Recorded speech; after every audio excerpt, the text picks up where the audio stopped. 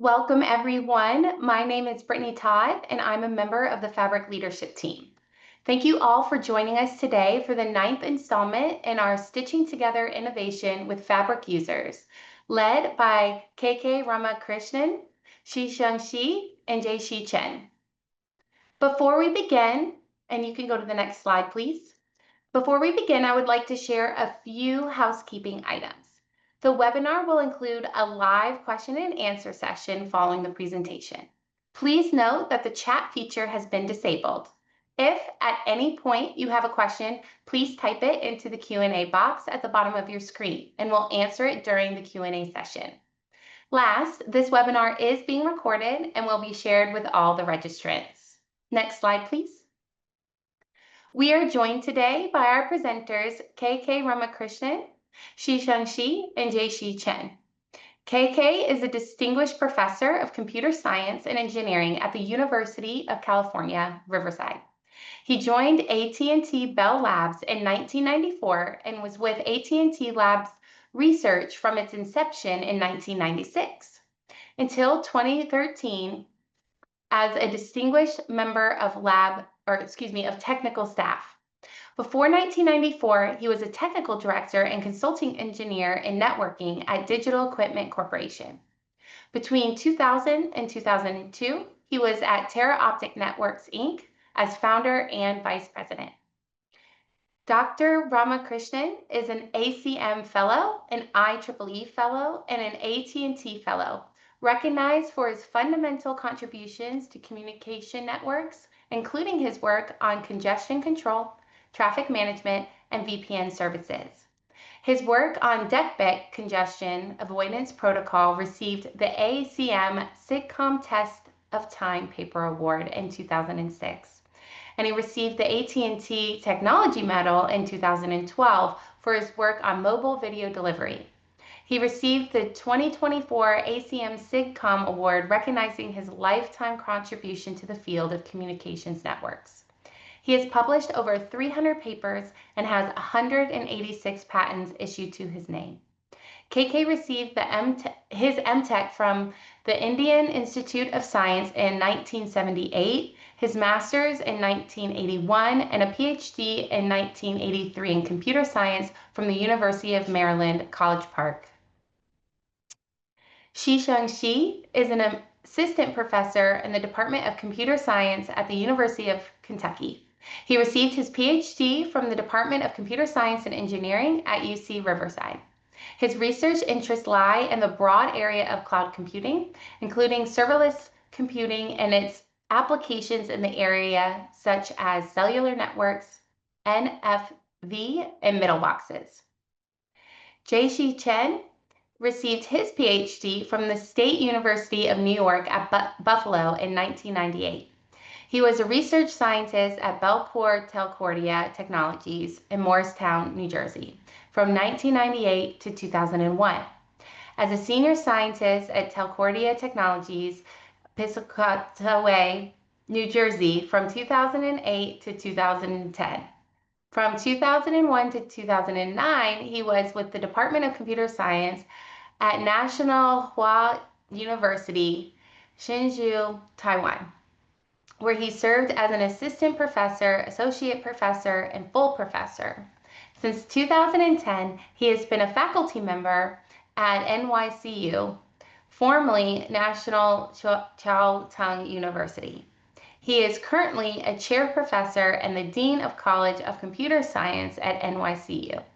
From January 2016 to December 2018, he served as the convener of the Computer Science Program at the Ministry of Science and Technology in Taiwan. Dr. Chen is a fellow of the IEEE and currently serves as the chair of the Technical Steering Committee for Free 5GC, a Linux Foundation project. Next slide, please. I will now pass to KK Ramakrishnan to start the presentation. Thank you, Brittany. Hi, folks. We're really pleased to have you all listen to our webinar on our work that we've done. We would like to offer this as a core as a service on Fabric, and we are very grateful for uh, the Fabric team to support us in our work and in offering to have us give this webinar to all of you. I'm going to be talking about L25GC Plus, which is an open source, low latency 5G cellular core network that all of us, um, JC and his team at NYCU, and Shishang and other students of mine have worked on over the years. Next slide, please.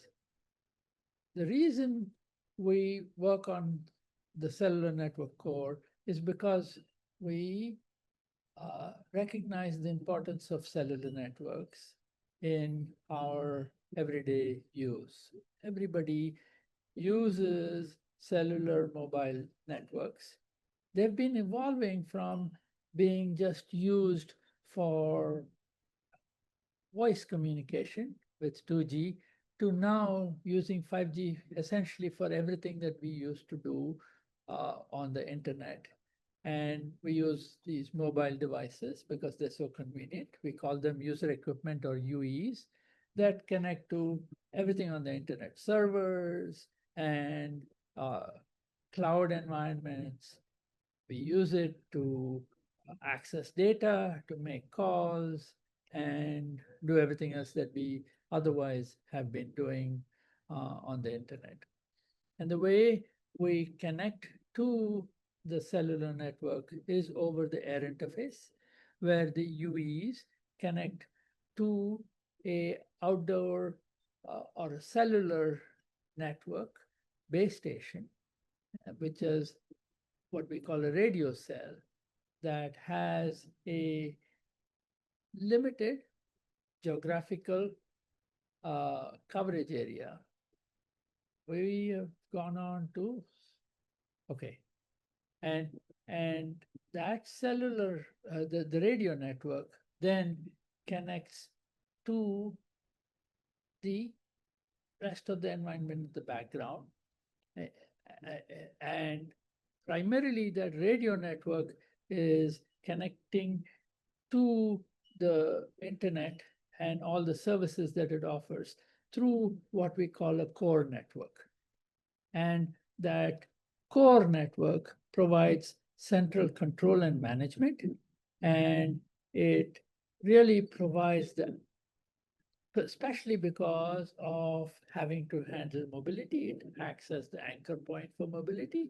But in addition, it is providing the essential functionality of managing user sessions, and from a cellular operator's perspective, provides the work of tracking service usage and billing and so on. That cellular core network is the gateway to the internet and all of the cloud environments that we depend on for all the services that we access.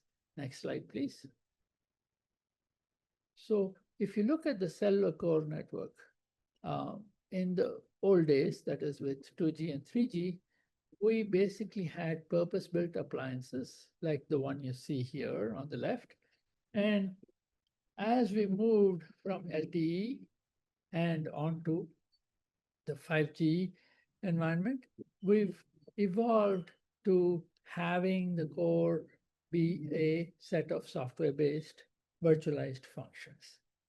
And those software-based functions run on commodity servers, and they can run in the cloud. Next slide, please. If you look at that 5G core, it really is used to provide low latency, flexible packet handling. And it's the component that is involved in handling all of the functions that are needed for the end user mobile devices, UEs, to connect to the data network. And you have the data flow through that core network, and we essentially have a split of the control and data plane, as we see in the next slide, where, go on to the next slide, we have a control plane that is basically involved in handling state associated with user sessions, like for instance, the time when a session is established, handling mobility, dealing with policy and so on. And it's in a sense setting up the connectivity between the mobile device and the internet. And data flows over the user plane, and that user plane is involved in primarily forwarding data between the data network, for example, the internet, and the radio access network and onto the user devices. So this control user plane separation that we see in many other aspects of networking are also being emphasized in how the network functions for a 5G core are split. Next slide, please. So we have focused primarily on the control plane. In other aspects of our work, we've also worked on making sure that we've got a high performance data plane. But in what we're going to talk about today, we're primarily focused on the control plane. And the reason is that it's critical to have a efficient and especially low latency, low overhead processing of control plane functions in the core. And there are three aspects that we focus on in terms of trying to manage how that control plane performs so that we can make sure that we have as low latency, low overhead, high performance control plane in the 5G core as possible. The first thing that we look at is the system implementation of the cellular core control plane. Because of the use of software-based network functions and microservices, that system implementation plays a big role. The second aspect, which we're not directly handling, is the fact that there is a lot of protocol design internal to the cellular core control plane. And that part of it, we actually take head on because that can magnify the deficiencies of the system implementation. The third is the factors that come from having to deal with the radio access network and to have to deal with processes like handovers and paging. By paging, we mean when a device turns its radio off to save battery power. And then afterwards, when you have data arriving to that device from the internet, if you will, then you have to wake up that device.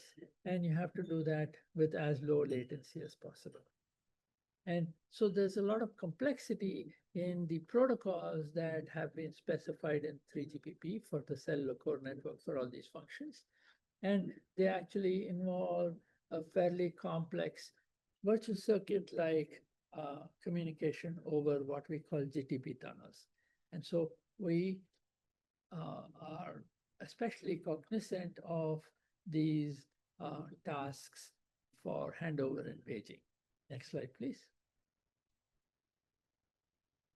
So one of the things that we want to show here is how system implementation matters a lot.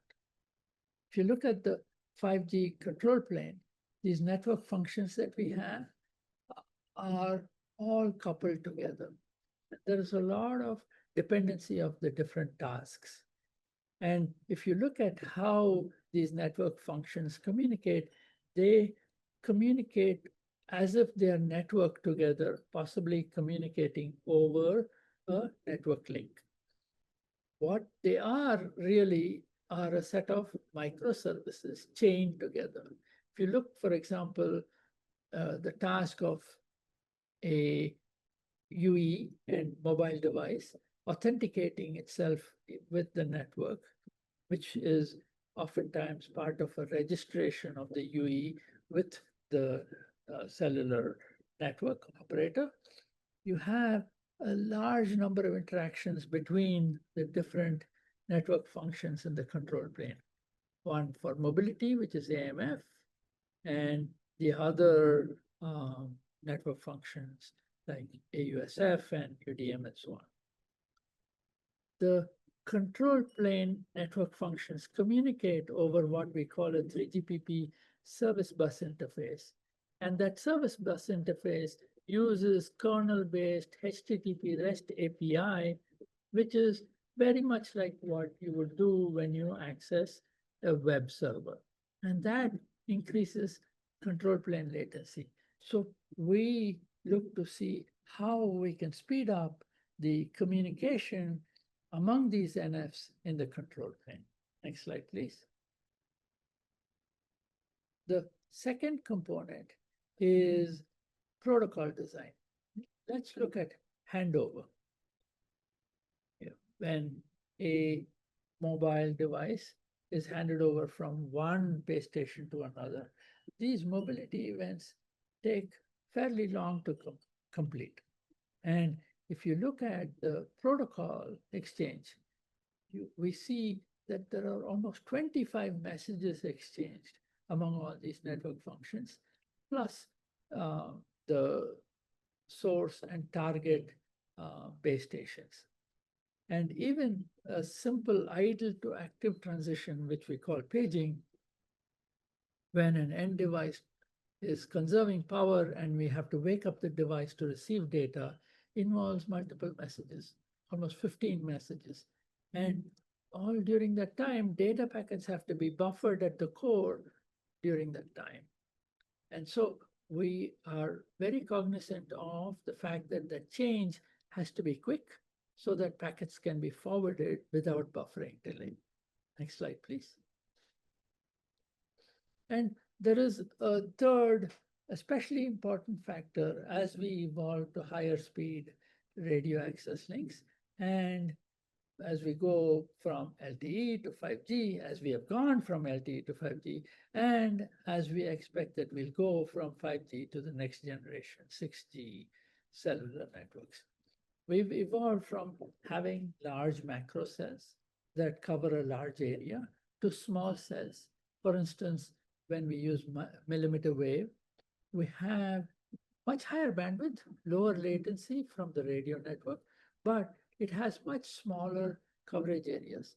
As a result, if you think about mobility, what might have been a single handover from one macro cell to another might look like multiple handovers across these smaller cells. So these more frequent handovers means that you have to now do a lot more work in that core network as the device gets handed over more frequently. So again, the change in that control plane has to be quick so that it has as little impact on user perceived latency and performance as possible. Next slide, please. The next piece is that when you look at all these control plane network functions that communicate over this 3GPP service bus interface using this HTTP REST API, what we've seen with many of the core implementations that have been implemented before we got started, including Free 5GC, which is the base on which we have built our work. And Free 5GC, one of the creators is JC. We've collaborated with him and we've built our L25GC Plus on their base code.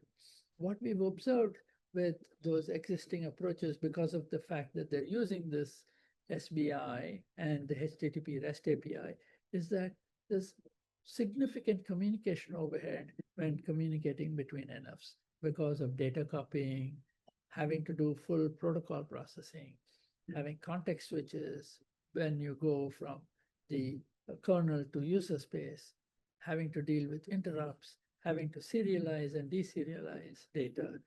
And all of these consume CPU cycles and memory bandwidth. And so we've looked at how to overcome all of these different limitations with our L25GC code. And I'm going to now hand over to Shishang to pick up and talk about our implementation in a fair amount of detail. All right. So thanks, KK. So far, we already know that the root cause for the slow control plane is primarily because of the use of the kernel-based networking, as you can see on the left-hand side. So many different overhead, like the copy connect switches.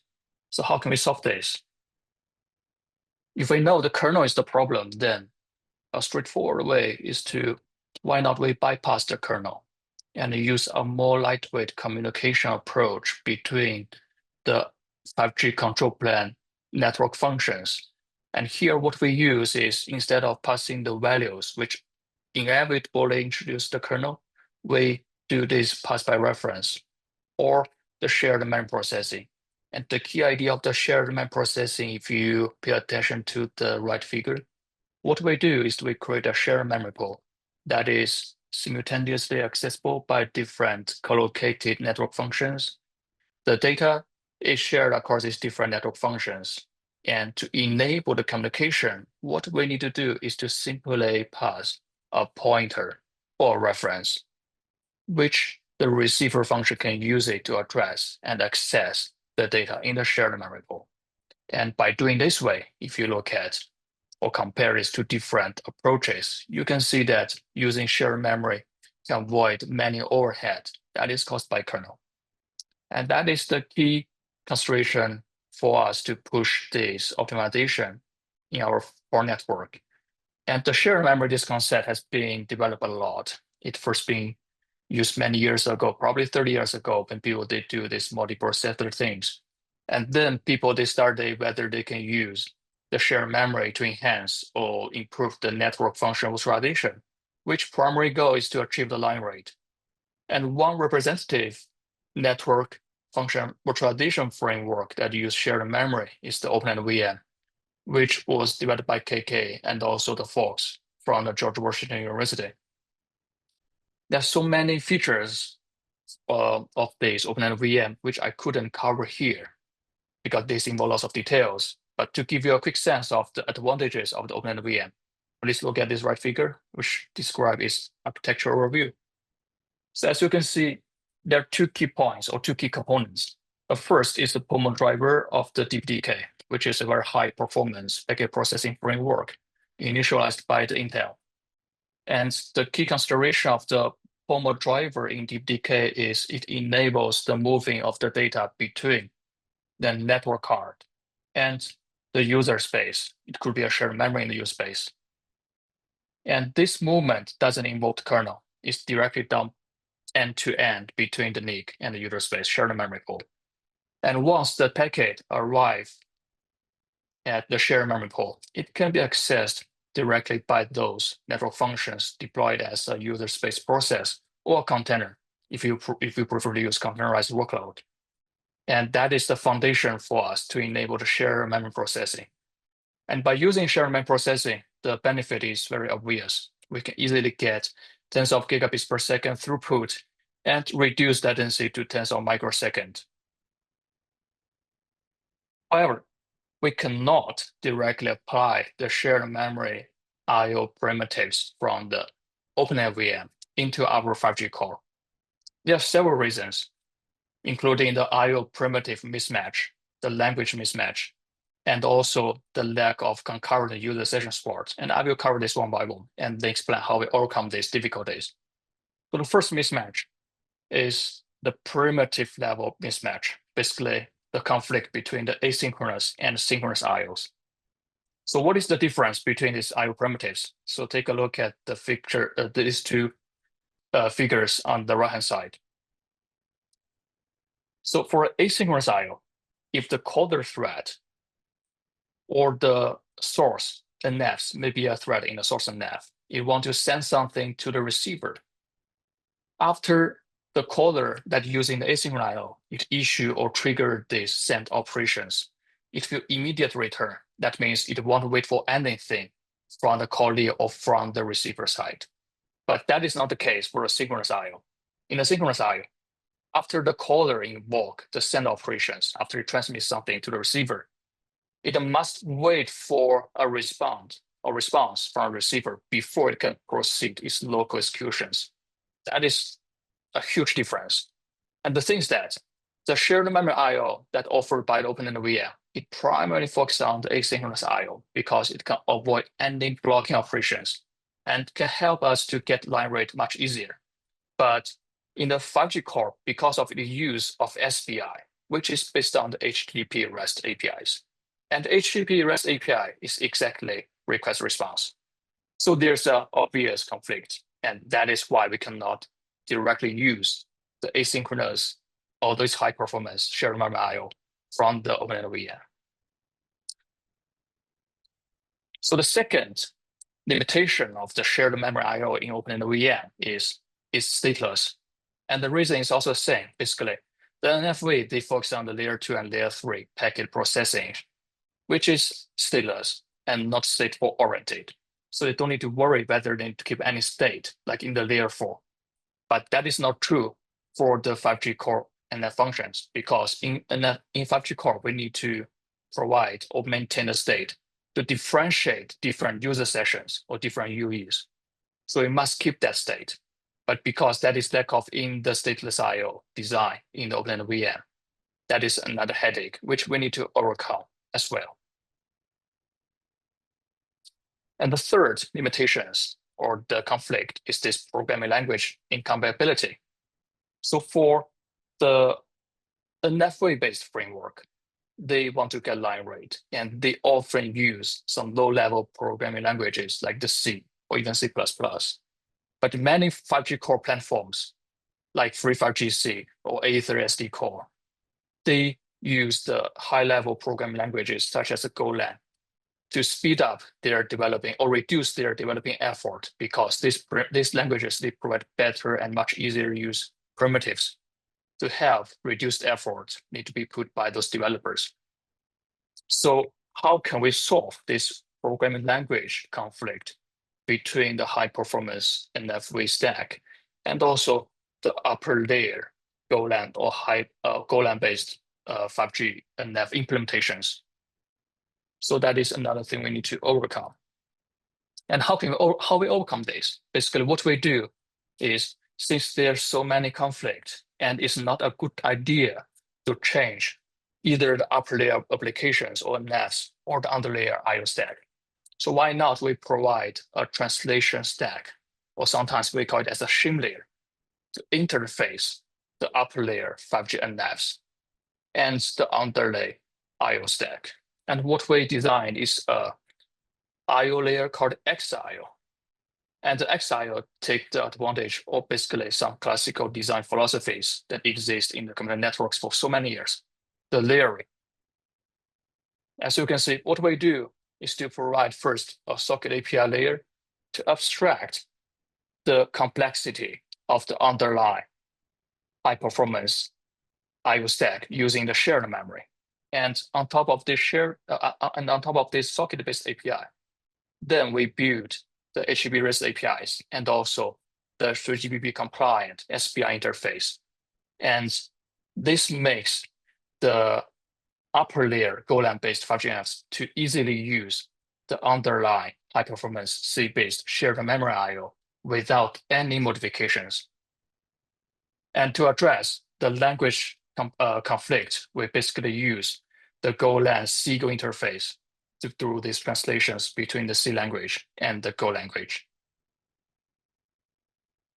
And in addition to that, we also need to address how can we provide concurrent user session support in the upper layer 5G NFs.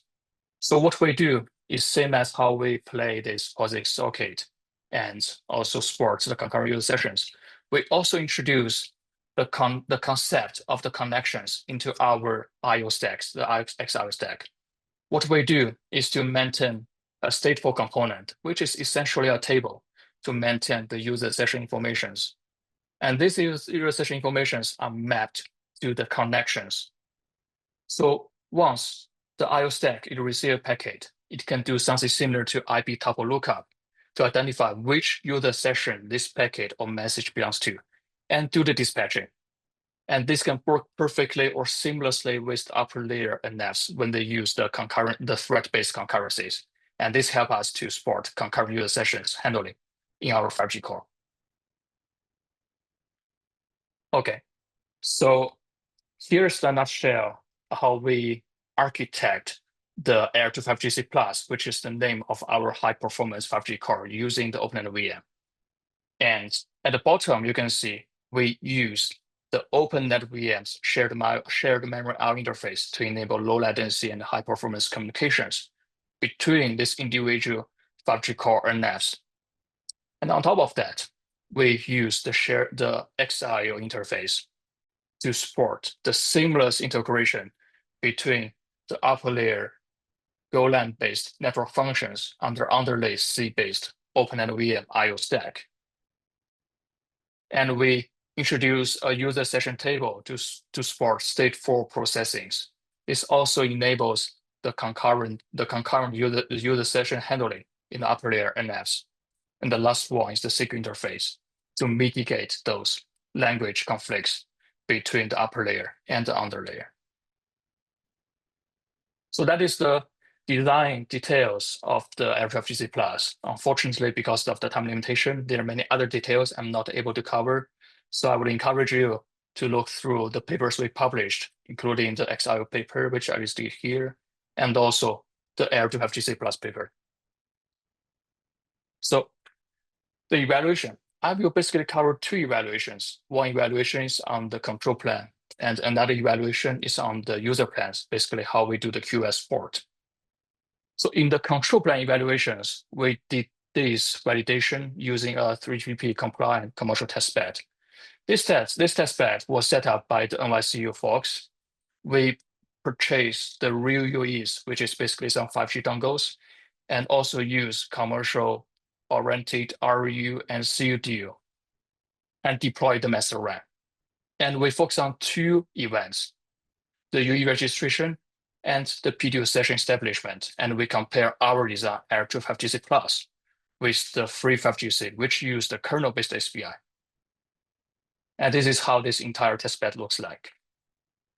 And unfortunately, because of the limited UEs we have, we can only scale up to, or basically test up to 5 UEs. Once we have more UEs, then we can do much larger evaluations in a real testbed.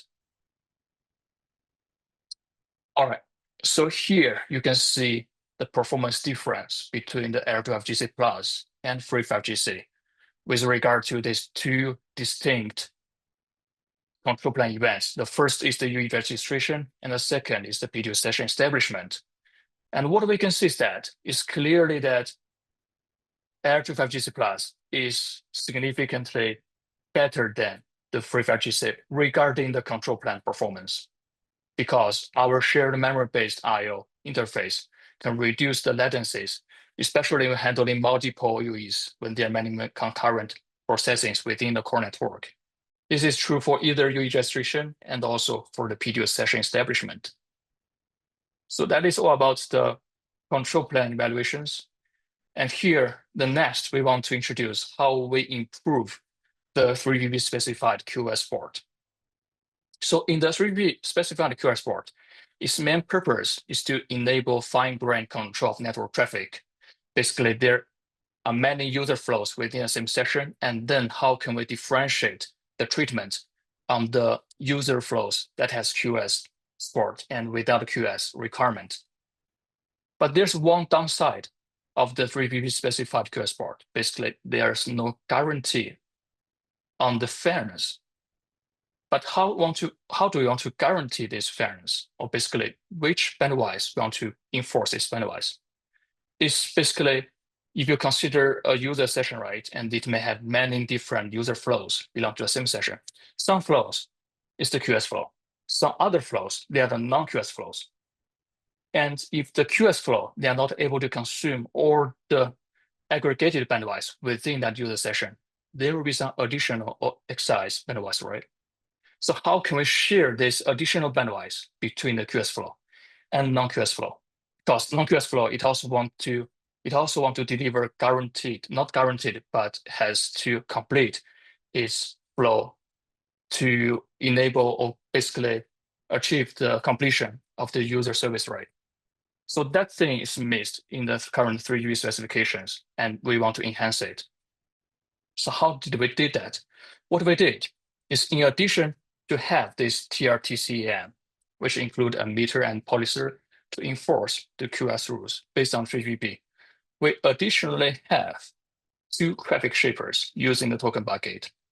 One is for the QoS flow, and another one is the non-QoS flow. And the combination effect of these two traffic shapers will help us to fairly share that additional bandwidth between the QoS flow and the non-QoS flow in the same user session. So how we achieve that? Some details I may not be able to cover here, and I will directly go to the result, which help you to understand the effect. So let me cover the QoS parameters in our experiment. We have a QoS flow and a non-QoS flow, basically two flows. And each of these flows, their bit rate or the sending rate is 10 M, 10 million bps. And for the QoS flow, its guaranteed bit rate is only 4 M, 4 million. And its maximum flow bit rate is 7 million. And for the entire user sessions, the total or the aggregated bit rate, or the ANBR, is 10. And here's the result. Basically, the QoS flow, it gets 7 million. And the non-QoS flow, it gets almost 3. So you may be wondering, is this fair? Because if it's fair, why not they share that 10 ANBR 5 by 5? Basically, the QoS flow get 5 and non-QoS flow get 5. But that is not the case. We are not enable the fairness sharing of the ANBR. We are enable the sharing of the additional bandwidth. And what is the meaning of that?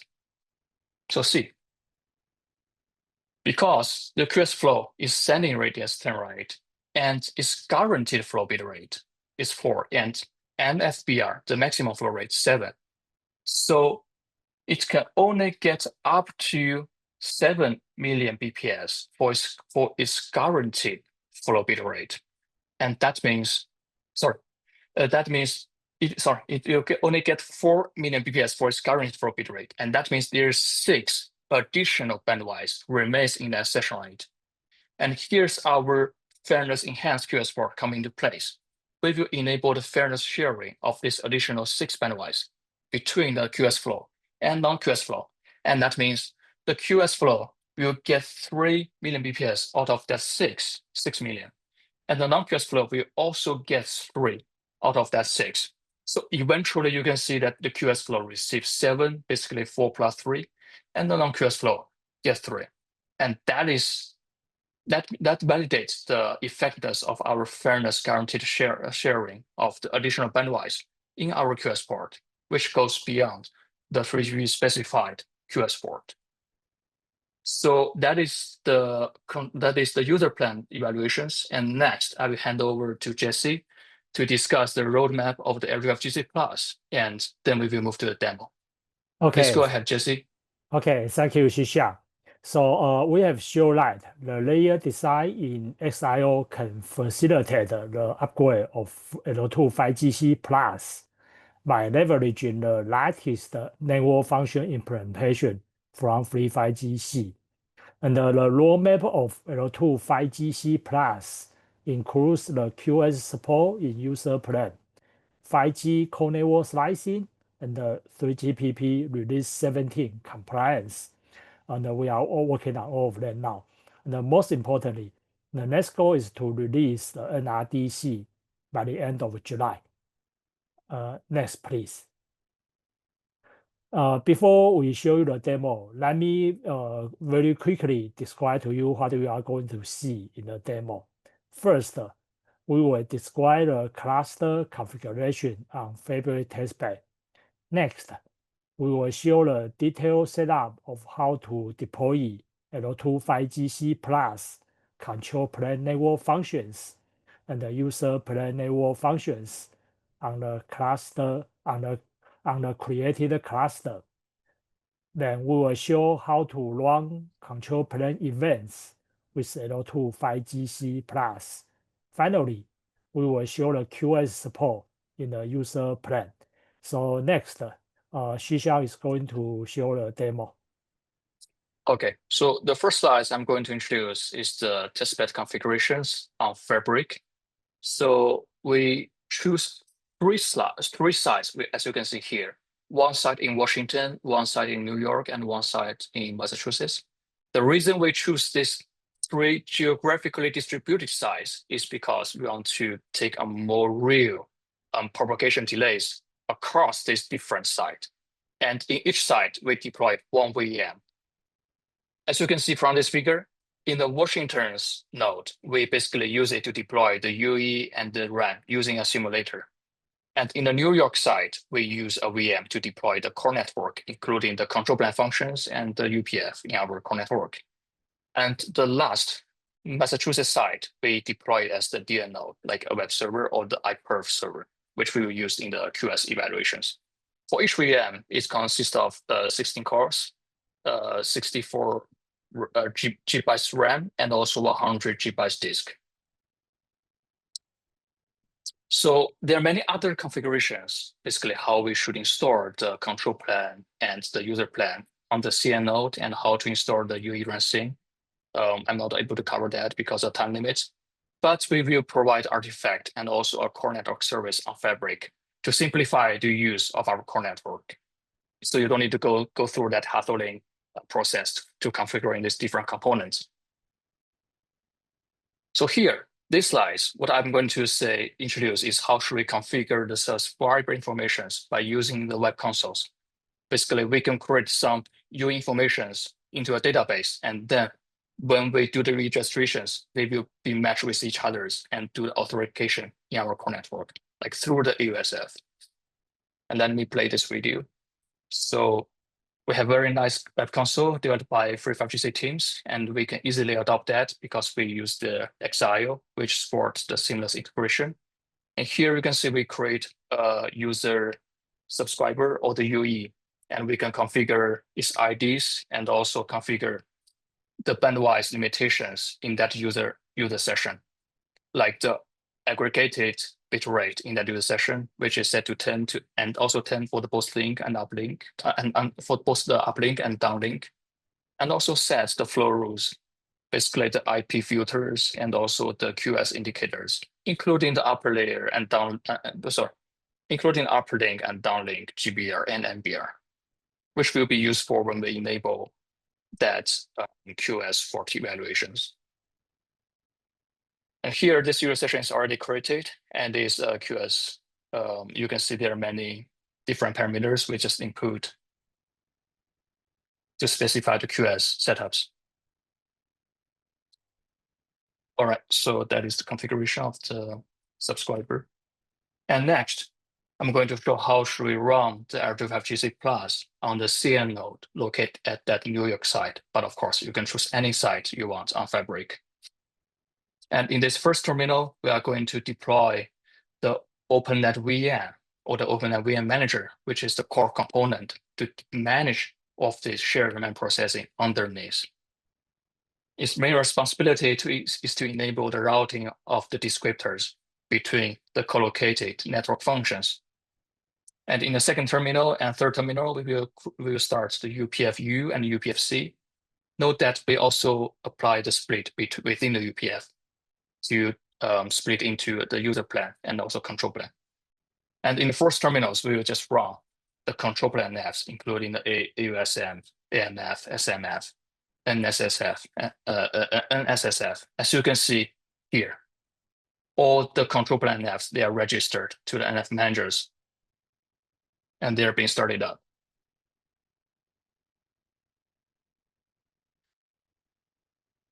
All right, so that is the deployment of the user and control, the user and control plane in our core network. And the next one is to start the UE and RAM. And here, what we use is the UE RAM simulator. I believe this is the most popular simulator that most of people use in their testing. So here, what you can see is we still have these different terminals And in this first terminal, what we are going to run is the G-node-B component in the UE run scene. And in the second terminal, what we are doing is to run the UEs. And you can see here, right, the UEs, after it's being executed, then it automatically registered into our core network, running the procedures like UE registration and the PTO session establishment. And after all of the UEs set up, then we can run the client applications for the QS port evaluations. And here we use iPerf.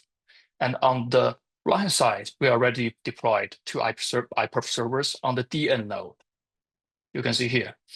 And on these two terminals on the left-hand side, we run the iPerf client. And one of the clients they generate or they are considered as the QS flow. The other one is the non-QS flow. And based on the parameter configurations I mentioned earlier, and also we configure through the web console, you can see that eventually the bit rate of the QS flow, it is constrained to 7. And correspondingly, the non-QS flow, its bit rate is guaranteed at 3. That is matched with what we saw earlier. And that is the demonstrations of the fairness enhanced QS port in our user plans. And next, I will hand to KK, so he will conclude this talk. So KK, please go ahead. Yeah. So we have made the L25GC core open source. It's available on GitHub. But more importantly, what we are looking to do is to offer this as a service on Fabric so that you don't have to install it yourselves on your own sandbox, and instead use this as a service and just look to gain experience and familiarity and get comfortable with using the core so that in the future, when you want to do experiments that mimic or are like cellular environments, you can use our core on Fabric and use whatever method you have for radio access. It could be the UE ransom for your research experiments, or you could use other emulations for the radio environment and then look at using our core as a service on Fabric. So that's really our goal. We'll be very happy to answer questions, and we would also be very happy for helping you to use the core in your research efforts, whatever that may be, and provide the support that you need, given the resources that we have in terms of the number of students that are available to help you. But that's we're eager for having people use our core and eventually use this as a service on Fabric. Thank you. So there are a few other slides that Yes. Brittany wants to cover. We'd be happy to answer questions as well now.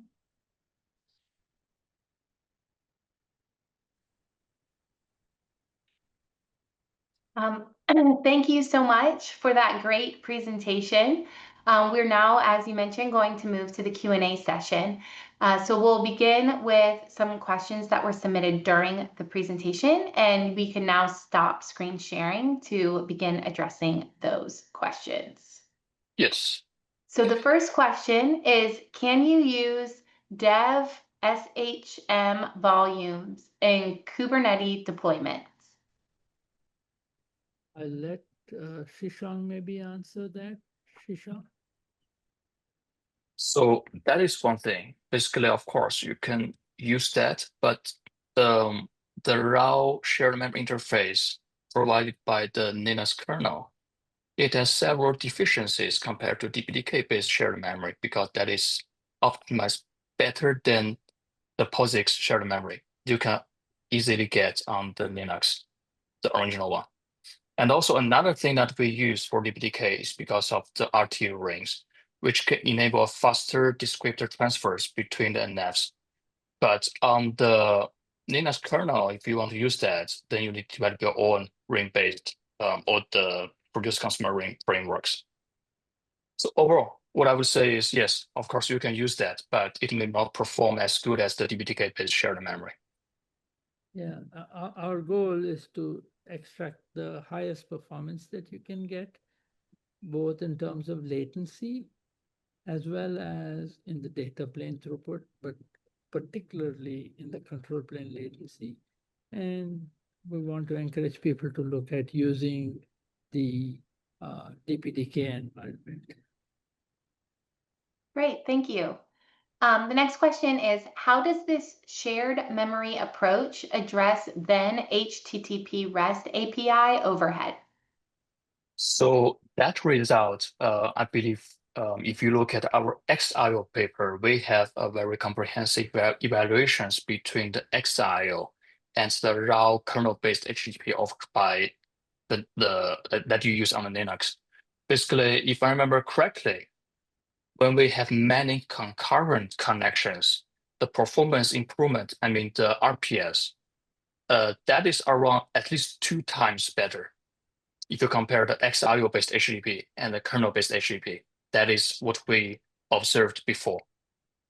And I can add to that a little bit, which is that when you look at using our shared memory framework, we eliminate so many pieces of overhead. That's been the basis for a lot of our NFV work, which is that we get rid of data copies. That's the obvious thing.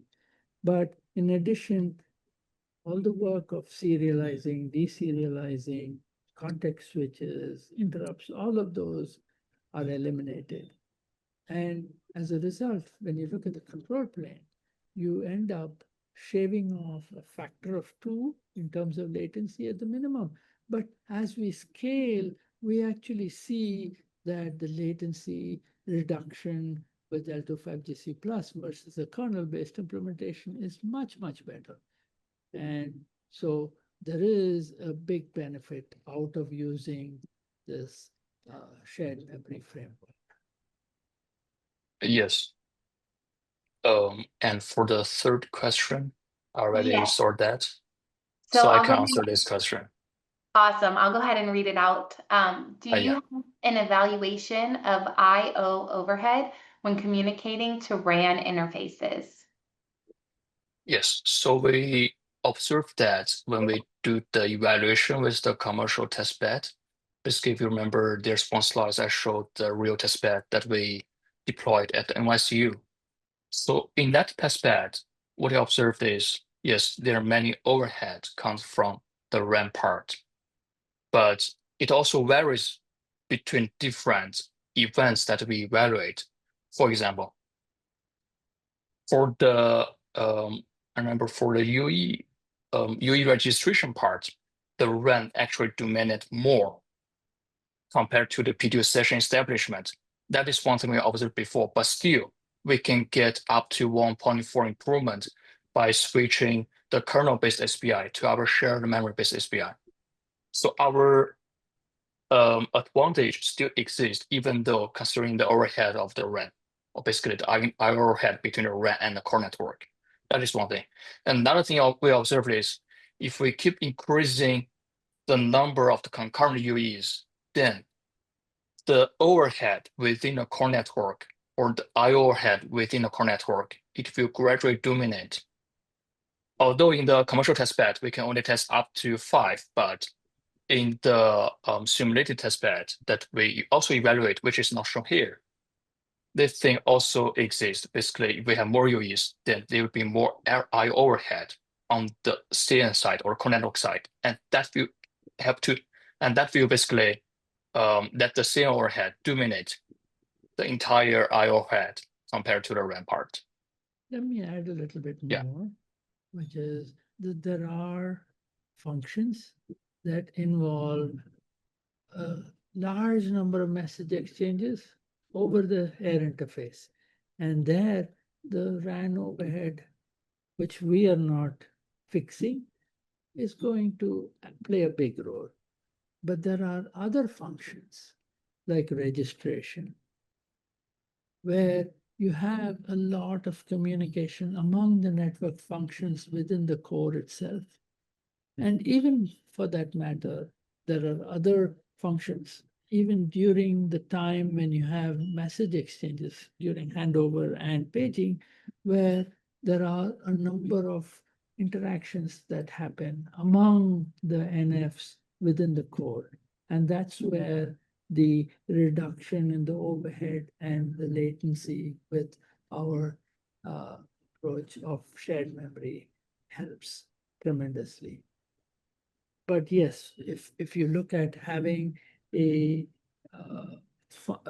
task where you have a number of messages that have to go over the air interface, that penalty is something that we've looked at, saying what we can do with a future 6G environment where we evolve the control plane protocol. But at the moment, L25GC Plus is focused on making sure that we have a 3GPP compliant implementation. Thank you. The next question is using CGO to access XIOC library makes the Go program non-portable. Why not implement XIO API in Go language? Shared memory is doable in Go. An example is Go memif library from VPP. So maybe I can answer that. Okay. Yes, please. Okay, so let me clarify this again. Maybe I missed some details in the slides. So basically, what we did in that XIO is we provide many layers of APIs, starting from scratch, the underlay C-based shared memory I/O that is directly used things provided by OpenNetVM. On top of that, we add the C-Go interface, and going up further, we establish a Golang-based socket interface, and then the Golang-based HTTP, and then the Golang-based 3GSPI. So the implementation of the HTTP and 3GSPI was basically directly ported from whatever is there in the Golang or the 35GC libraries. And this helps us to actually can do this seamless porting of the Golang-based 35GC network functions into our L35GC. So this concern actually doesn't exist, basically the portabilities.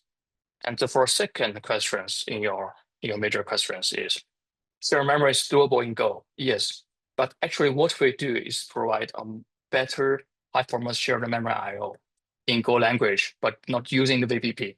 Instead, we use the OpenNetVM, which also offer the batching capabilities as VPP does. So hope this can clarify your concerns. And KK, do you want to add anything to this question, or? No, I'm Otherwise, good. I think we I are think concluded. that's right. Yeah. Okay, thank you. Well, excellent. That was actually our last question. So thank you again to our presenters. And also, in addition to our presenters, we would like to acknowledge the behind the scenes team listed here who worked diligently to bring this webinar to production. And thank you to the audience for your participation in today's webinar. Next slide, please. In addition to a recording of this webinar, we will also email everyone who has registered a list of resources. This slide deck will be shared along with our Connect with Us form. We hope that you will reach out to the Fabric team for questions and support. Next slide, please. Our webinar next month is Mastering Fabric Tips and Tricks webinar on August 19th at 3 p.m. Eastern Time. This webinar will be focused towards existing users, and we would appreciate if you could forward the information to any relevant users in your communities. As a final reminder, please submit your Fabric matrix and make sure your project description in the portal is up to date, as we will use that information for outreach, including our website. Thank you again, and have a wonderful day, everyone. Thank you very much. Thank you very much. Thank you, folks.